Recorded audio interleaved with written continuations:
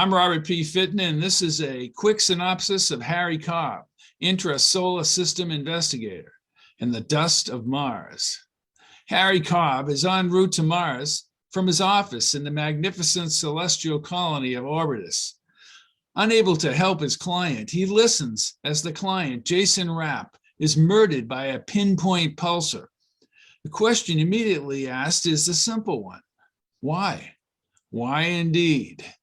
The intertwined mess that Rapp has woven himself into leads to a revelation of unforeseen crimes and a string of murders. Concurrently, Ariana Cervantes, probably the love of Cobb's life, is visiting Mars and specifically the Livingston Dome.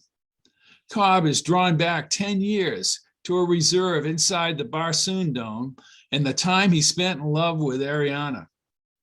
For an unknown reason, she left the dome before their scheduled departure. Despite repeated attempts to meet Ariana, she informed him that she could not go forward with the relationship. Now all the old feelings abound and they spend time together in Livingston. So the ever-professional Cobb is now embedded with his close friend, Inspector John Patno, into an expanding murder investigation. Linked to a possible list of suspects as an employee of the powerful Turcotte family, always at odds with Harry Cobb, even when he was at the Bureau. The setting for Cobb is Mars in the intra-solar system, a couple of hundred years from now.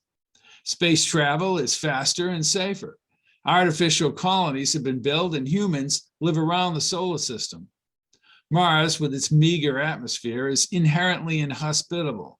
Fabulous domes have been constructed around the planet, connected by high-speed trams. But the terrain vehicles, such as the one that Jason Rapp was in during a dust storm, also provide terrestrial navigation. The primary weapon is a pulsar, highly concentrated energy beam that sometimes is engineered into pinpoint pulsars. The pinpoint pulsar brought an agonizing end to the rogue Jason Rapp's life. Patno and Cobb worked together since his days at the Bureau.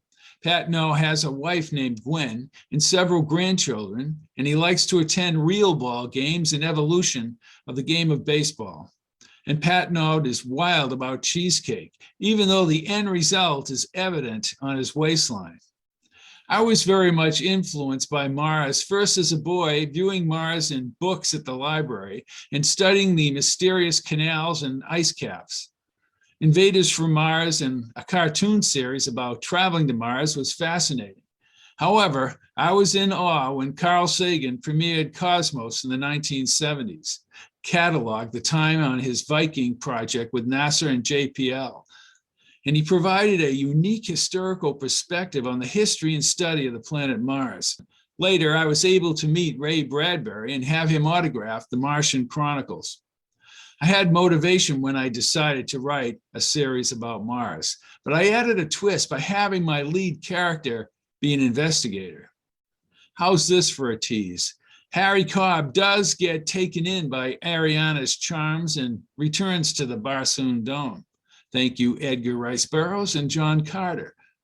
Of note and immense help to Cobb is Rennie Coburn, an Australian Republican pilot, a spaceship carry, and has the contacts to do Cobb's dirty work.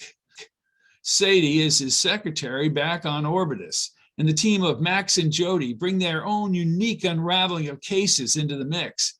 Jody is an android with no emotions, and Max is a suave and sophisticated, socially elite man with a manner and erudite way of speaking. So, ladies and gentlemen, where does that leave us with Rapp's murder and the subsequent deaths? I'm not telling. My lips are sealed. Travel with me to Mars and find out. The Dust of Mars is available on Amazon and Kindle, paperback, and the audio is a very good recording on audible.com. I'm Robert P. Fitton, and this has been a quick synopsis of Harry Cobb, intra-solar system investigator, and the Dust of Mars.